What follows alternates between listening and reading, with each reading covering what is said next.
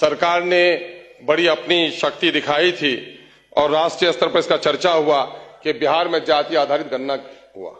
लगभग 500 करोड़ नकद और सरकारी कर्मियों के खर्च को जोड़ रहे तो 5000 करोड़ का खर्च हुआ है। लेकिन आज जिन लोगों को सर्वे इसलिए कराया गया था कि जिन लोगों की हालत खराब है उनको अच्छा किया जाए, लेकिन उसमें अकलियतों की 2 लाख नौकरी और शेड्यूल कास्ट की 1 लाख नौकरी खत्म कर दी गई है, उस पर कोई चर्चा नहीं हुआ। बिहार को अगर विशेष राज्य का दर्जा या सेंटर से कोई पैकेज मिलता है तो वो गरीबी की वजह से, और सबसे बुरा हाल सीमांचल का है, और सीमांचल के बारे में एक शब्द भी इसमें नहीं कहा गया है। एएमयू और एम्स जैसे संस्थाओं को सीमांचल की जरूरत है, उस पर कोई बात नहीं की गई है। रिबनू में व्यापक भ्रष्टाचार है, पूरे तौर पर रिबनू के कर्मचारी लोगों को लूट रहे हैं।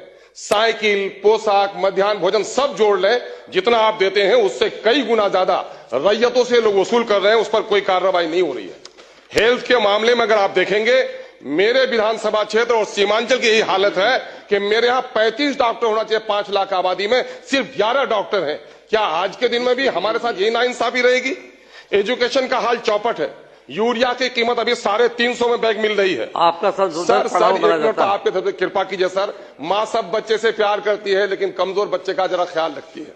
महोदय, मैं आपसे कहना चाह रहा हूं, सीमांचल कटाव है और वहां पर कटाव के सिलसिले में कुछ भी काम नहीं हो पा रहा है।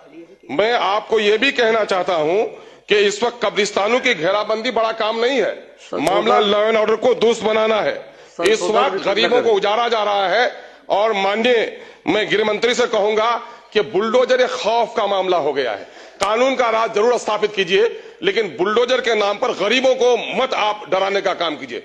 अमीरों के जो महल बने हैं गैर कानूनी तौर पर, उन पर बुलडोजर लगा दीजिएगा तो यकीनन है कि आपको हम लोग शाबाशी देंगे। लेकिन गरीबों की झोपड़ी को उजाड़ कर, जिनको रोजगार नहीं दे पाए हैं, उनकी वैकल्पिक व्यवस्था कर दीजिए, फिर उनको उजाड़ने, उनको हटाने का काम कीजिए। बहुत बहुत महोदय, आपने समय दिया, उसके लिए बहुत बहुत शुक्रिया।